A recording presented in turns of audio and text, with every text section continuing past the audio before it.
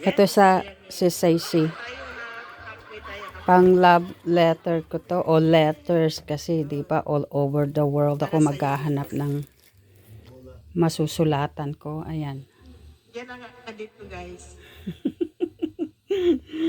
Ang cute niya si Saisi. Pero lalaki. Kaya lang Pangalan na. pag yung emojis, wala siyang emojis. So itatype ko pa ang emoji diyan. So mag-a-appear siya diyan. Kiklik ko muna dyan sa Saisi. Tapos magta-type na ako. Tingnan mo. Ah, Sophia! I love you! Ayun, ganun yan. Ganyan. So, hello. Yan yung ano ko, lover ko dyan. My sweet lover.